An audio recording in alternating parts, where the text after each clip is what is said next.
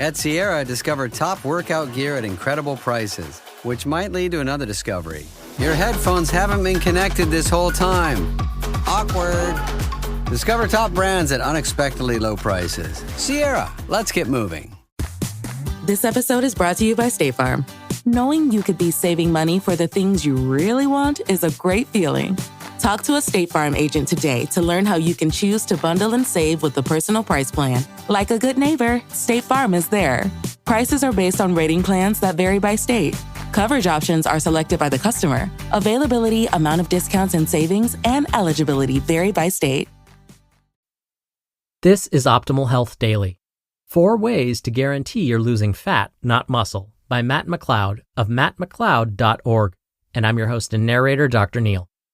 Hey there, happy middle of the week Wednesday, and welcome back to Optimal Health Daily, where I read some of the best health and fitness blogs to you, usually with a bit of my commentary at the end. Now, today is Wednesday, and like I do every Wednesday, I like to give you a little bit of inspiration. So with that, here we go. Quote, "Don't give up when you still have something to give. Nothing is really over until the moment you stop trying." Brian Dyson. All right. Now that we're in the right frame of mind, let's get right to it and start optimizing your life.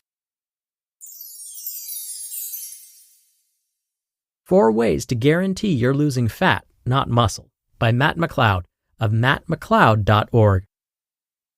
It's actually easy to lose weight. Eat less, move more. Done. The scale will likely go down. But that's short-sighted, because weight loss isn't what we're going after. We're aiming for fat loss, muscle gain, and to live a sustainable, healthy lifestyle on our own terms. And the number going down on the scale doesn't guarantee any of those. In fact, focusing solely on the scale dropping is one of the biggest mistakes you can make when trying to get in better shape and develop healthy habits. This doesn't mean the scale isn't a useful tool for monitoring progress. I still use it regularly with my one-on-one fat loss clients, but as one tool, not the tool. I'll explain how in the next section. But if it's your only indicator of progress, you're more likely to crash diet and cut calories too quickly, leaving you tired and hungry, not eat enough protein, causing you to lose more muscle than fat, get emotionally exhausted from fluctuations resulting in burnout and quitting, and eliminate carbohydrates, making you look flat and deflated. So yeah, avoid all that mess by listening to the end of this, because there is a right way that will get you lean, muscular, and on the path to building a badass body you're proud of. Well, 4 ways, actually. And I've used them to successfully transform over 300 people. It'll work for you too, if you choose to implement it. So, let's dive in. 4 ways to guarantee you're losing fat, not muscle. Okay, quick disclaimer. It's hard to not lose any muscle mass during your fat loss phase.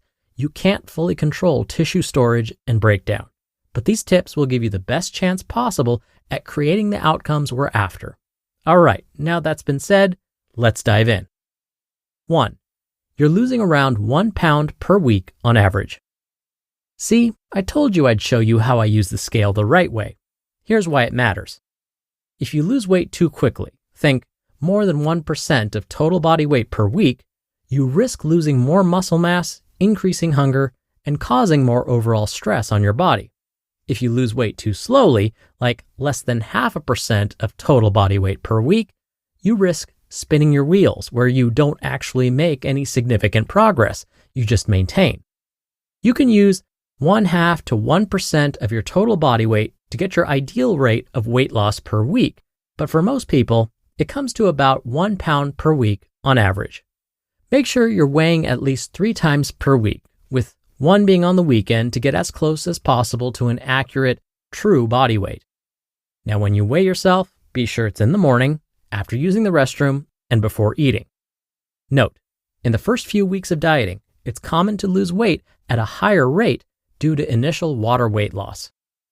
2. You're eating a high-protein diet. This one's pretty obvious. A high-protein diet prevents muscle breakdown and encourages other energy sources to be used for fuel, like carbohydrates, fats, stored glycogen, fat tissue, and so on. Ideally, you'll have at least 3 high-protein meals or feedings per day and end up close to 0.7 grams of protein per pound of body weight total for the day. For me, I like 2 large high-protein meals sandwiched by 2 high-protein snacks or 4 total feedings per day.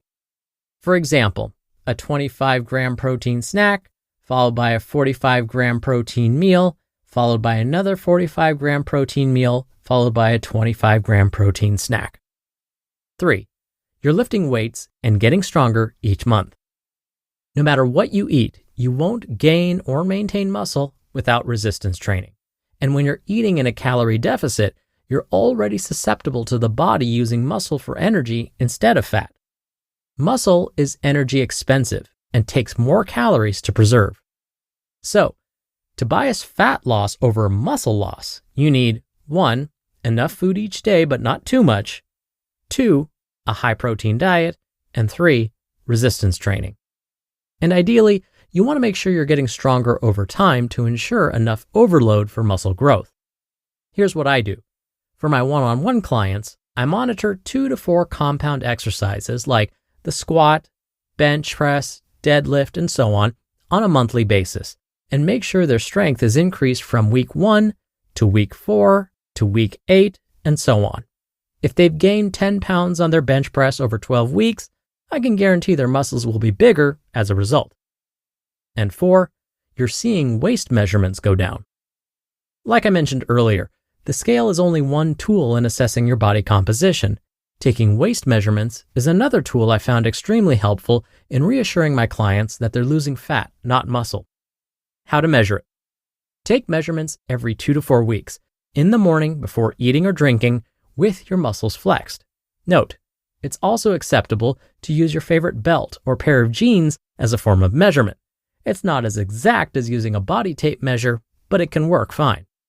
And there you have it. You're now equipped with everything you need to ensure you're getting lean and muscular in the healthiest way possible. The too long, didn't listen version. How to guarantee you're losing fat, not muscle. You're losing around 1 pound per week on average. You're eating a high-protein diet. You're lifting weights and getting stronger each month. And you're seeing waist measurements go down. You just listened to the post titled 4 Ways to Guarantee You're Losing Fat, Not Muscle by Matt McLeod of mattmcleod.org, and I'll be right back with my commentary. Oikos presents 15 Seconds of Strength. Here we go. Steve's got a trunk full of groceries and no one to help him. Oh, that's tough, Jim. Looks like a 5-trip load at least. He grabs the first bag, the second. Bob, it looks like he's trying to do it all one trip. He shimmies the door open, steps over the dog, and he stumbles. Oh, right into the kitchen without missing a beat. Jim, now that's a man who eats his protein-packed Oikos. With 15 grams of complete protein in each cup, Oikos 000 can help build strength for every day. Oikos, stronger makes everything better. Looking for a snack that's both delicious and packs a protein punch? Then get ready for Wonderful Pistachios. You've got to hear this. Wonderful Pistachios is one of the highest protein nuts. Each 1-ounce serving has 6 grams of protein, giving you over 10% of your daily value. That means Wonderful Pistachios is a good source of protein with zero guilt. Plus, pistachios are known for their protein power, fiber, and better-for-you unsaturated fats, for a combination that may help keep you feeling fuller longer.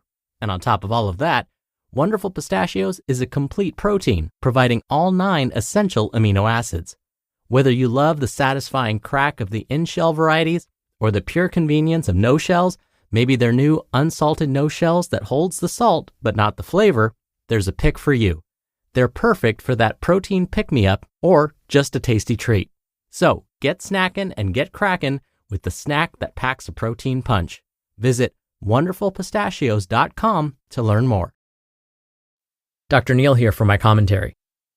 Matt's 4 recommendations are completely aligned with the recommendations I give to my patients. I love that Matt talked about the importance of not just looking at body weight changes, but changes to other things like our waist size. We might see the number on the scale doesn't change, but our pants feel loose and we're having to tighten our belt to keep our pants held up. That means we're probably losing fat.